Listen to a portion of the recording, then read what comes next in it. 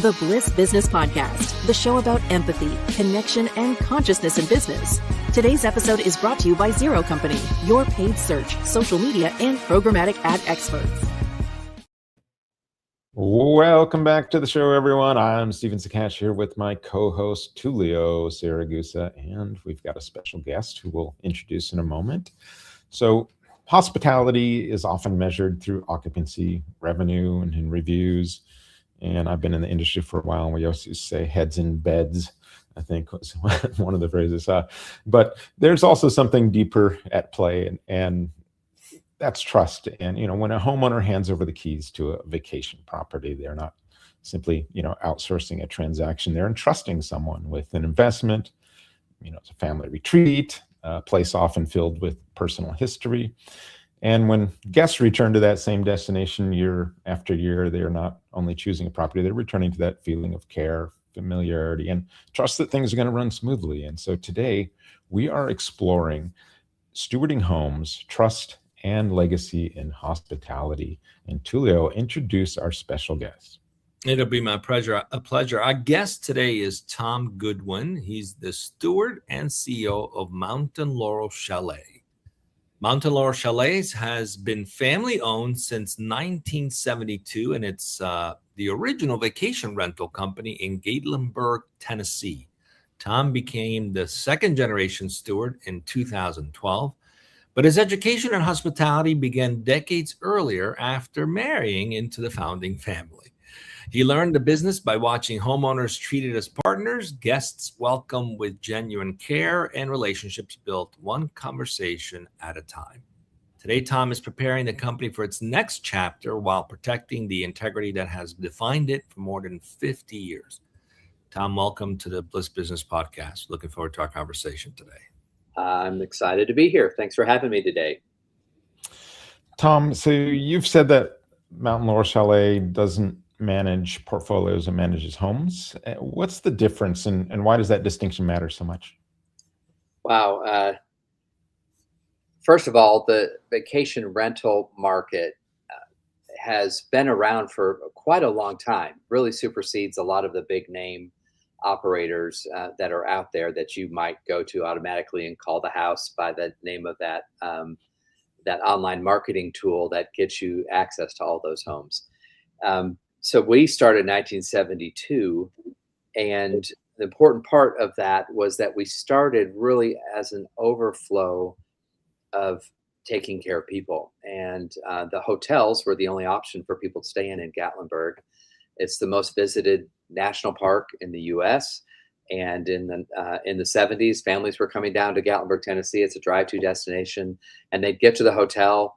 And they didn't have cell phones, they didn't have internet, they didn't have texting, so they made their reservations by mail or by phone call weeks in advance. And maybe that hotel was double booked, and they get there and there's no room. So the hotel owner would call my in-laws who lived right up the street and said, "Do you have any extra room in your house? Because we've got these people that came and we have no room in the inn." Oldest story out there. And so the vacation rental industry really was, for Gatlinburg, was birthed around that time in the late 60s, early 70s. And I think it has changed dramatically since then in the 55 years, especially with the influx of technology and ease of access of getting properties listed online in 5 or 10 minutes, and then voila, you're in business. So I think we, as a legacy company, one of the first founders, oldest management company for vacation homes in the state of Tennessee, we have weathered a lot of storms and a lot of industry changes and a lot of fluctuations, but really we lean into our founders and the heart of hospitality that they have, which is really established on trusting people trusting us with their homes, with their investment. I have nothing if I don't have homes on my portfolio. So we manage those homes in a way that honors the owner, and it prepares a place for the guests to have an exceptional vacation experience. Tom, you just gave me a flashback to my childhood. My mom in the early 80s had started this business where she was in the bed and breakfast business. She ended up writing guidebooks and things like that. But I remember those early days where she had like the travel agency in the house there. And oh man, trying to book those places with phone calls, she'd be like calling up one after another, and it's that old school approach that I had long forgotten, was just having to hit those phones really hard for her clients to find something. So, well, I mean, to give it some context, we still have all in our archives, all of our marketing pieces. They were pencil drawn sketches by Jim Gray, who has passed on, but he is a famous Smoky Mountain artist. He was a friend of the family, and he would do pencil drawings of the outside of the home. And we would say it has 3 bedrooms, 1 bath. In the 70s, that was really common. It's almost unacceptable now. mm-hmm. No one would ever rent a house based on a pencil sketch. So now you have 360 reviews and walk through the houses, and it's an amazing transformation. But that's where it all started, with the brochure. We had those pen and ink drawings for the book, and I remember I probably even did it at part sometime. You're laying them out on there, and that was the image, and you'd have like 1,000 of these from all these different properties in there. And that, you're right, it was in this book, it was typically this sketch of a lot of properties, and that's kind of what you had, and you had the description to go off of, and that was it, folks. You didn't have the phone, you didn't have the 360 views and the instant booking with your buttons. I mean, you have accountability with reviews. Like, oh my gosh, I'm frenetic about getting a 5-star review. What can I do to cater to this person? So it was really random. My honeymoon in '92, we booked it at a B&B in Maui based on a brochure. And we get there, the couple had gone through a divorce, the husband was left, she was all hospitality, he was not.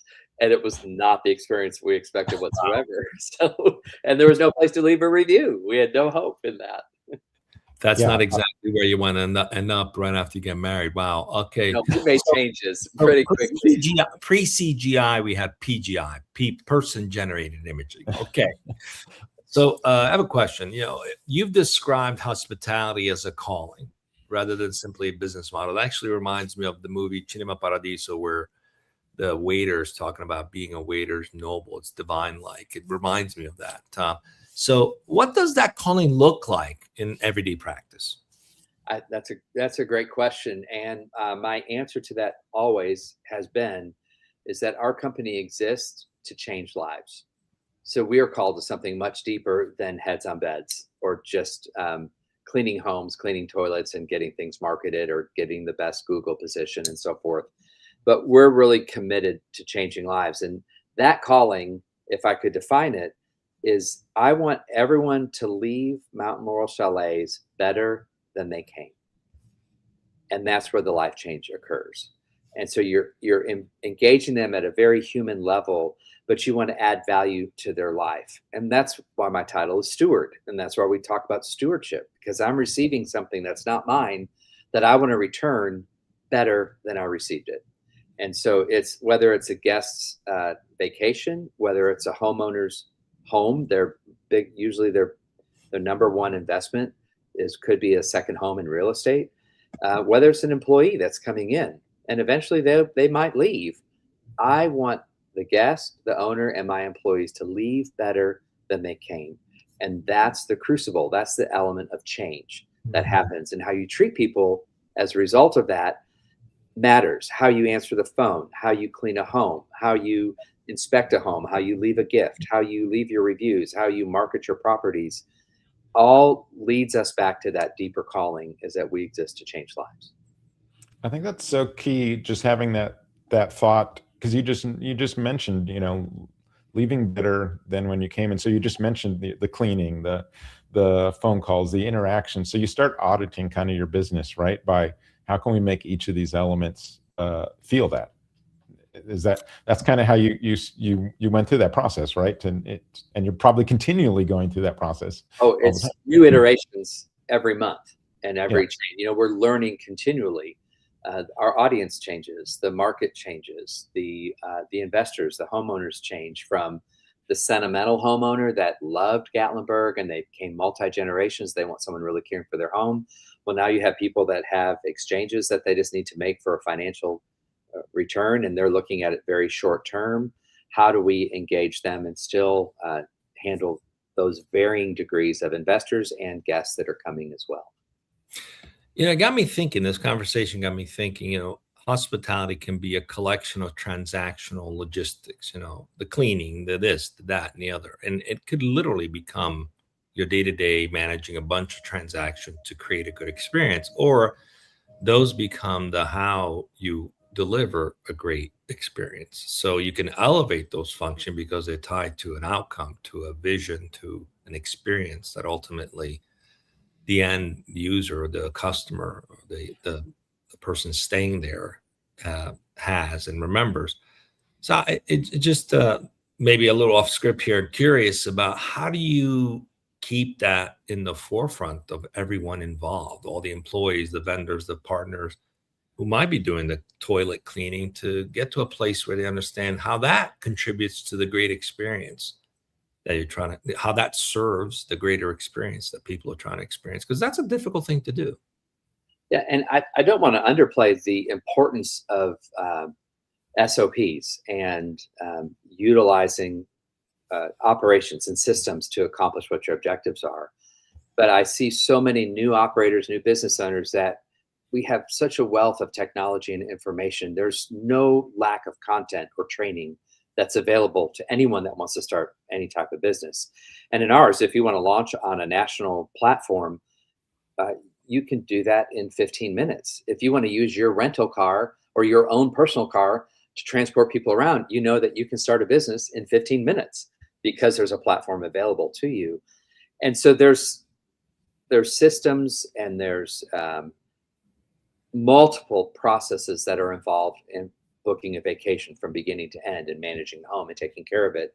And you can perfect those all that you want. And other people are really, the new operators are doing a great job on that.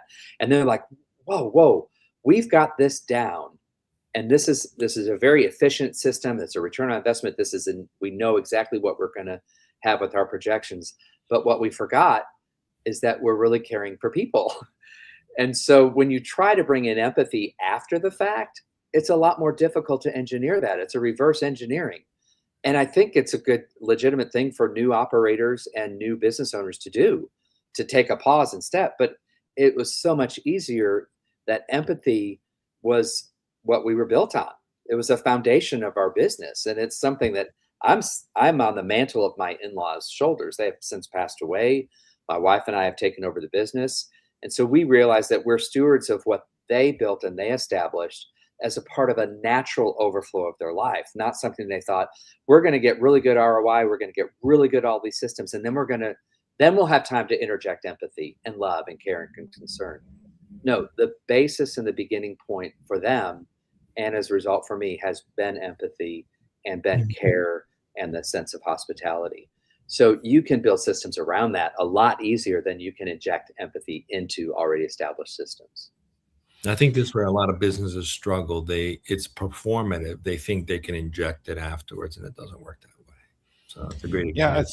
Yeah. So you grew up, you said it was 1972 that you've owned the property, and then you took the reins 2012. Is that yes? right? My wife grew up in Gatlinburg. Her parents moved there as newlyweds. Her dad was a chemical engineer and her mother was the first kindergarten teacher in the county before they even offered kindergarten. So everyone was taught by Miss Dot in the entire county. And the city of Gatlinburg has 4,000 residents, and it had about 4,000 residents in 1972. So it's landlocked by the national park. So it's restricted as far as growth, as far as residents, and it's a vacation mecca. And so that's where all the investments and growth goes, towards vacations. All that to say is that I came in 92 when I married my wife, and that was when the business was 20 years old. And I'm the son-in-law, otherwise known as the outlaw. I have to earn my position or earn trust, within them. And the family embraced me, definitely. But you're an in-law still, so you don't want to speak into the operations of the business with assumptions and so forth. And none of us, the three kids and their spouses, never really spoke into it until 2012, when we realized, after the 2008-2009 recession and difficult financial times, that things weren't really ticking in the right direction. And we just had some questions. how was the business doing? And it wasn't doing as well as we thought it may have been doing. So we looked under the hood, and that's when the family said to me, Tom, we want you to come in to orchestrate kind of a turnaround for the company from losing money to gaining money. It was something as simple as that. And I was involved in a global nonprofit. I was involved in marketing. I was involved in operations, finance, technology from a nonprofit perspective. And I thought, well, I can take what I know about leadership and culture and inject that into Mountain Laurel. And I started doing that in 2012. And by 2018, my wife and I, her parents had passed. We were able to stabilize the company, get it moving towards a great future. And then we acquired the business in about 2018. Okay.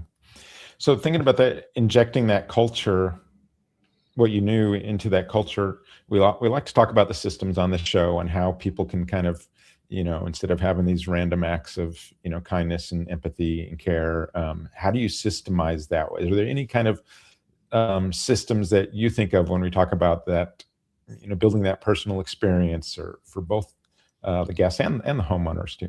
Yes. So we have 59% repeat business. So 59% of our bookings every year are people that have stayed with us before. So we have a history of their experience, the dates they came, what they may have been celebrating, and what their next anticipated event is, whether it's an anniversary, a birthday. But with that, we are also in communication with the guests prior to their stay, and we ask them those questions and we listen. So a simple thing is that we have about 25% of our properties are pet friendly. People love to travel with their dogs. Dogs are family members, especially after COVID. People got a lot of dogs because they were, homebound and so forth. So we've transitioned a lot of our homes to pet friendly homes. And when there's a dog coming with the guest, we have the dog register twofold, because the dog is a known entity. We know the dog's name. We know its breed. We know what treats to have for it, the water bowl size, with the welcome card for that dog, and they send a picture of the dog, and the owners are thrilled to share that information.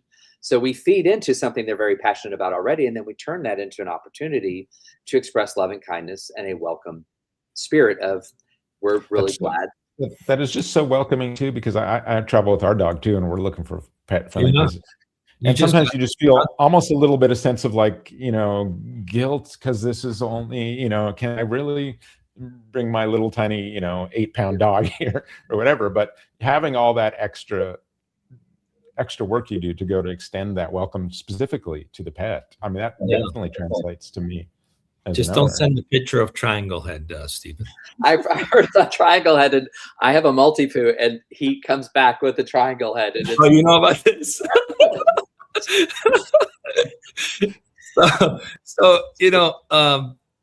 I think, last week we had Kim Bodie on the show. We were talking about giving people an opportunity to what I call graduate. Sometimes you have people who are very loyal, they stay with you, but they move on because they're doing greater things or what have you. And there's something to be said about that. But there's also something to be said about your leadership team averaging 25 years of service. What has allowed Mountain Laurel Chalet to build that level of loyalty and continuity?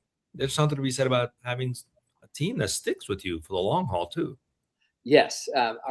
Our property manager, Kay King, has been with us for 37 years. She went to high school with my wife. Corey Hawks, who's our COO, has been with us 20 years. Jasmine, our director of house cleaners and laundry, has been with us 21 years. So lots of longevity. Kelly, who's our guest services, head of guest services, she was a former guest that would travel to Gatlinburg every year. She was part of our Family First program. And her husband retired, and she wasn't ready to retire. So when she moved to Gatlinburg, she showed up at our office and said, is there a job I can do? Well, she happened to work in commercial real estate and management of apartment complexes. Yes, no problem. And she has fit in really well. Chris moved to the area to work remotely, and he heads up our operation on the weekends. And he was a former guest with second generation with his family members.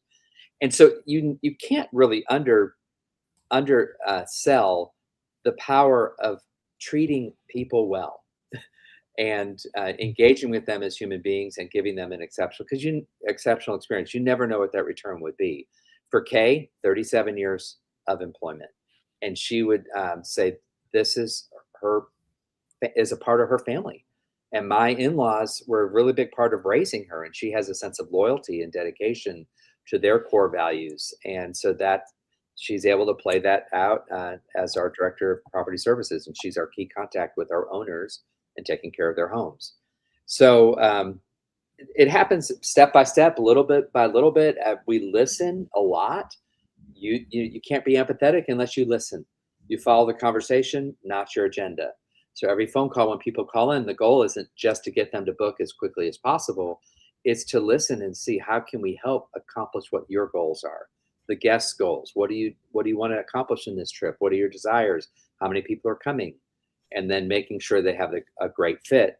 But then also in listening, we're realizing, there's a 100th birthday of their grandmother. So you better believe we went and got a huge sheet cake with 100 candles for that guest when they arrived, or when they got to the house, welcoming me with a handwritten note with their name on it. All of our texting is automated, but then it also is personalized. So we're able to, by categories, personalize the house name, the guest name, their dates and arrivals. And so there's some efficiencies that come with that.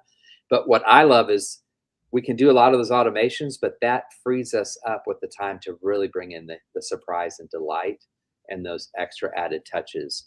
Our second core value is that we believe in exceeding expectations. And part of that is the surprise and delight and really entering into the guest experience. Thinking about those long tenured employees, how does that also strengthen the guest experience? Because the guests know those employees. I mean, they know our employees' last names. They send them. We get wedding invitations, funeral announcements. Just had one recently from a repeat guest who her daughter wrote us a very long email saying how much we meant to her mother. And we're just a vacation rental management company. But her mother came 2 or 3 times a year. And so established relationships. She would send us emails with more emojis than you could ever imagine. And it was a competition as to who got the most emojis when Pam sent an email to them. So, and there's also milestone events, and they don't happen all the time. But when they do happen, you really need to listen and pay attention. One example was Tammy Holloman came as a second-year guest.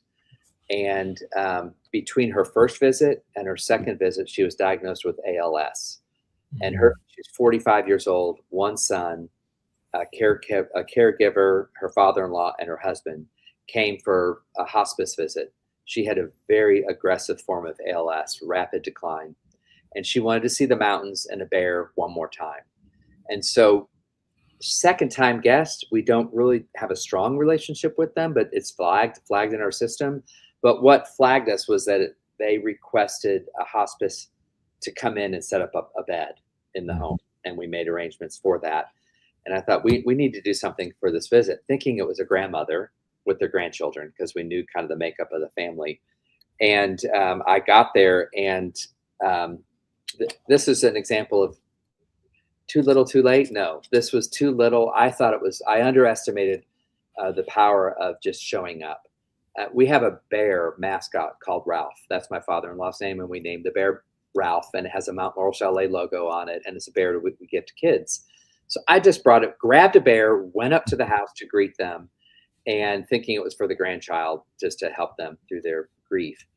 And they said, Tammy's out on the porch. She would love to see you. And so I brought Tammy the bear. Well, then I was surprised to find out that Tammy's a mother of a child. She's 45 years old and has early onset ALS. Tammy had been wanting only to come to Gatlinburg to see a bear. They never saw a bear on their trip, but she held that bear the rest of her trip. And that was November. She died December 27th. And she held that bear every day for the rest of her life. I'm thinking it's such a small little gesture, but it had such an impact on them as a family. And then we decided to sell bears in honor of Tammy and to raise funds for ALS foundation out of New Orleans that raises funds to help people with wheelchairs and so forth, all the accommodations for ALS patients. In a month, we sold $5,000 worth of bears, and we're able to donate that in Tammy's honor.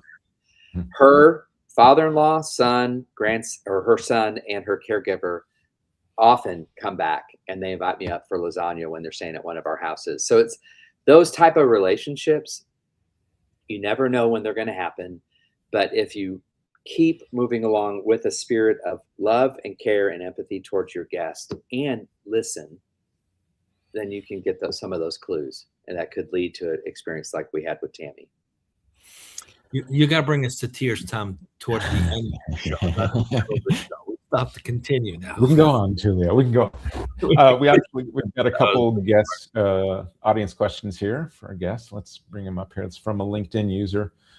When the hiring market is tough, how do you screen job applicants for heart rather than just skills? That is great. I hire college students every summer to come augment and to help us out with our program. And there's a ministry that does outreach in Gatlinburg every year, and they bring about 60 college students. So this is one example. And they're just entry level. They just, what do they want to do? Well, my interview questions are via Zoom, so I can see them. What's their communication? You can grasp a lot from someone just by their eye contact and their engagement. And then I ask them, questions. What's one of the craziest things you've done in this last year that's totally out of character for you? So you're asking questions not related to the skill or the job, because honestly, what I can train them to do the tasks, but I can't shape them as far as their character and who they are as a person from that heart level. So I'm always looking for the spontaneous responses, the honest responses. I don't have it all together, but this is what I know. And even with some of my newer long-term applicants, people that I'm hiring more career-wise, they're thinking they want to work for us for a few years. I always do in-person interviews, Zoom calls, if possible, if they're not able to show up if they're thinking of moving to Gatlinburg. And then we begin to ask them questions about how other people experience them. What things do they bring to the table that someone else in the conversation wouldn't bring? What questions do you like to ask people? We keep our business pretty tight and small because the hiring market is so challenging in our community. 4,000 people live in Gatlinburg, several more outside in the county. Where our office is located is deep into the heart of Gatlinburg, as close to the national park as possible. So our employees drive by every other establishment before they get to us. So they have to be motivated to work for us. They have to want to work for us, go through the traffic. But that I like to keep the scale of the size of our business relative to the quality of employees that I can hire. So I could add 250 cabins to this next year if I really went at it for marketing, but I couldn't sustain those with quality heart quality employees and staff. We have one more question. Before we ask that question, I want to read a comment that was made by someone on LinkedIn, Aaron Webb. It was about 4 days ago, actually. It says, Tom's approach to stewardship over scale resonates deeply. At Relay, we've seen how automation preserves that personal touch, handling repetitive tasks so hospitality teams can focus on the relationship that build generational trust. The best technology should amplify care, not replace it. And that brings us to our question from the audience right now, which is, how do you use modern tech to make your life easier without making the guest experience feel cold? Great question.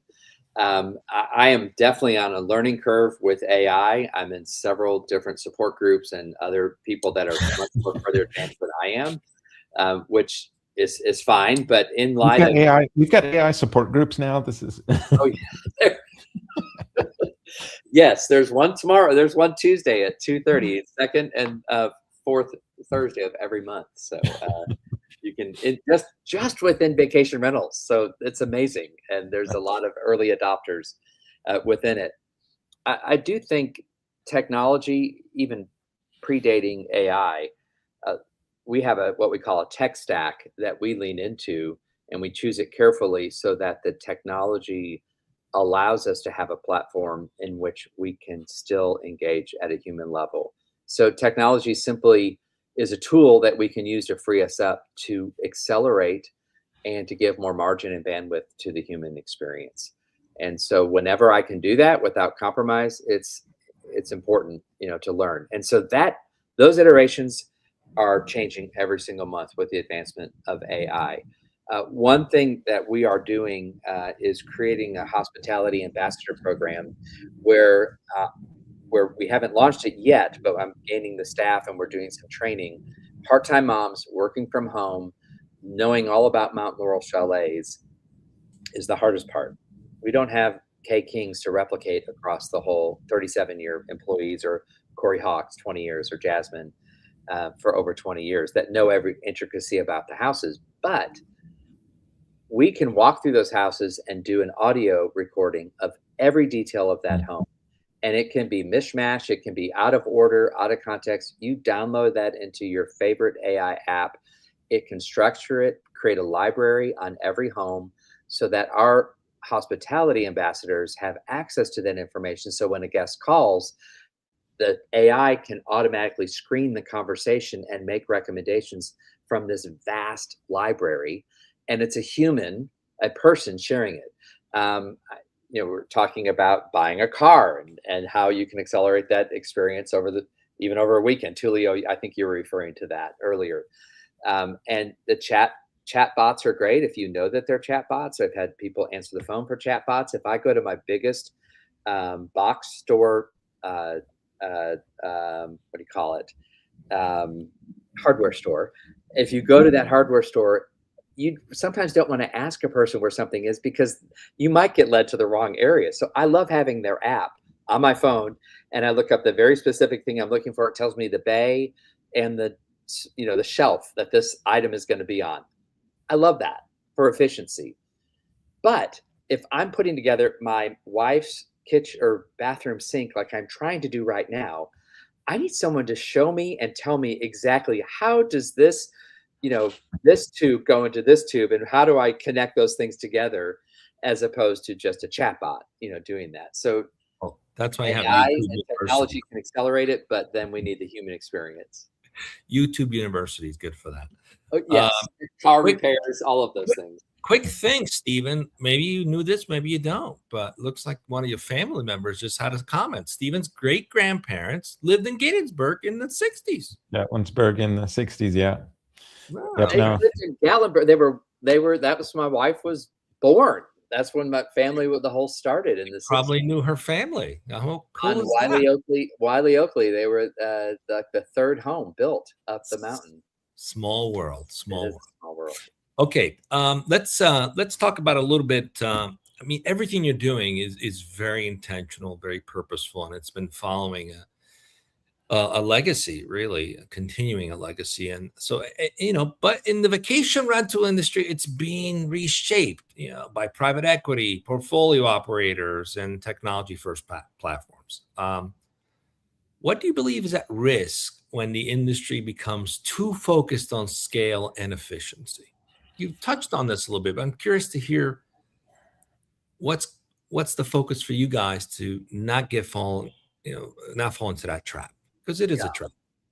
I think there's legacy that's missed, and there's the storytelling of historical equity that a repeat guest brings, 5 generations coming back, and there's the nostalgia.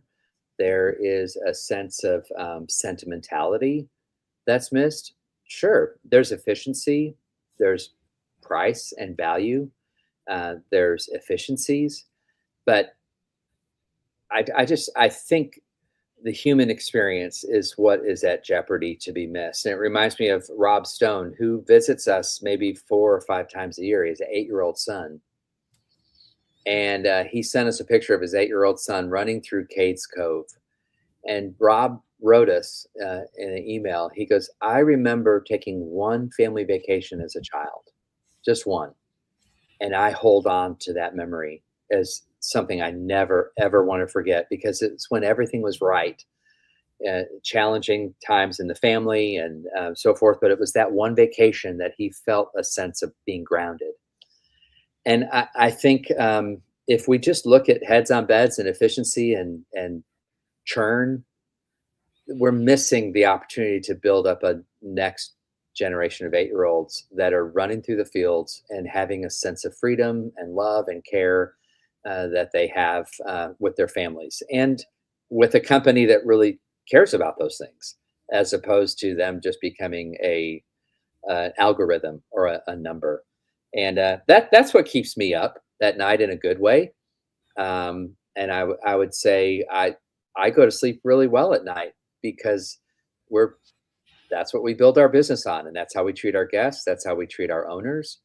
And I'm not don't have any hidden agendas with it. And I think there's a sense of settledness that rests in your soul, in the deepest part. Who doesn't like going to sleep? I love sleeping more and more. But if you're always trying to achieve and to accomplish the next best thing, or to beat someone else, as opposed to be rested and settled, that's why I just think of that. I don't want to lose that for myself personally. I don't want my kids to lose that. I don't want Rob Stone's 8-year-old son to ever forget his memories of staying at our cabins, and that would carry on to the next generation. I think that almost is like an answer to this next question that I asked, but I was going to ask, like, what role does love play in the hospitality business? But I think you almost answered it there. So I just want to go back to just, what role should love play in just business in general, do you think? Well, I think it needs to be, the solutions need to be consistent across all audiences: the customer, the investor, and then the employees. Those are my 3 audiences. And so you just can't compromise on expressing love and empathy to one person at the expense of another. And so I think that's the beauty of love in and of itself. It's a resounding message of value and care for the individual, not at the compromise of someone else. It's win-win. It's a value add for everyone.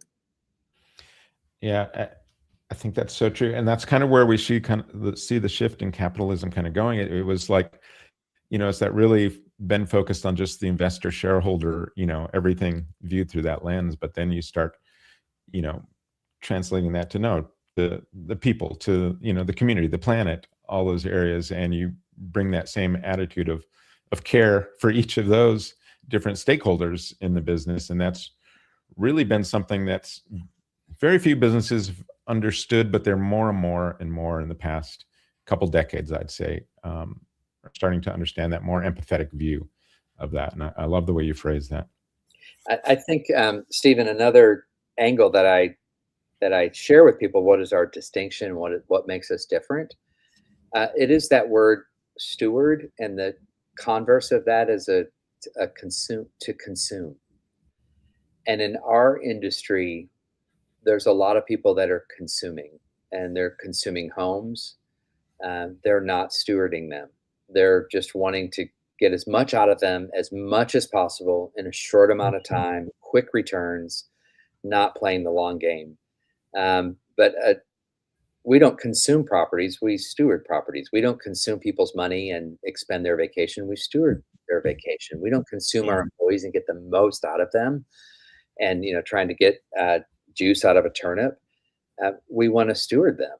And I think the heart of stewardship is love, and it's care and concern of others. And I think not only does that good for your health and good for your sleep score on your Garmin, but it's also, I think it's good business, and I think profit flows from that. And I was concerned in the influx of private equity coming in. I was like, is there still a place for us? When we're thinking about the next chapter, Julio, you had mentioned that in the introduction. What is our next chapter? Well, our next chapter is to preserve a place for empathy and love and stewardship within this community. And Stephen, you also, how do we steward the planet? How do we demonstrate love and care and concern for the planet, for our environment and our community?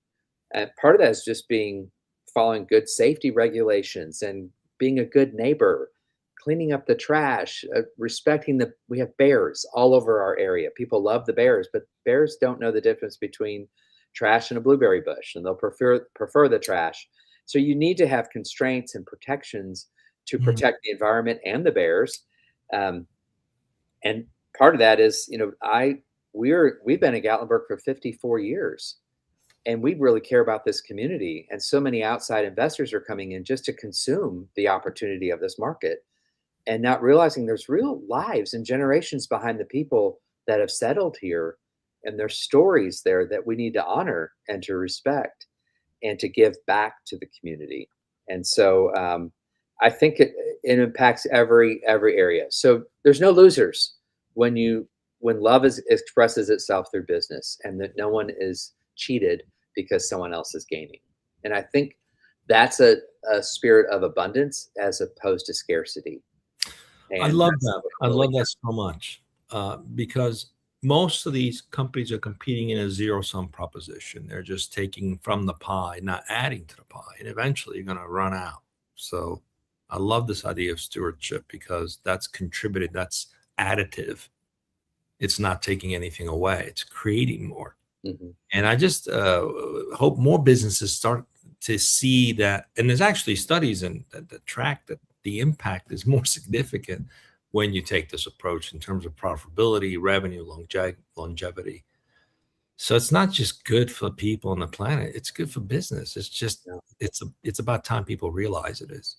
It's been great to have you. Where can people learn about you? Book with your company? What's the way to reach you? Yeah, well, please visit us at the website listed here, mtnlaurelchalets.com, Mountain Laurel Chalets. You can Google us as well. You can get more information on me at LinkedIn, Tom Goodwin on LinkedIn. I'm very active on that platform, as are many of my friends in the industry and like-minded people. I'm looking forward to continuing the conversation with those that might be listening today and seeing who else resonates with this. Tom, thank you for joining us. This is a great show. Love so much about it. I think, thank you to our audience too for these questions and comments. And thinking about that approaching your work as stewards, you create businesses that people really do want to return to, not simply because the service is efficient, but because the experience feels personal, feels consistent, feels real, authentic. And that's, if you can pull something out from this show, there's a lot to pull from. But yeah, think about that role of a steward of your business. I think it's a great way to close. So thank you everyone for joining us on the Bliss Business Podcast, and we will see you next time.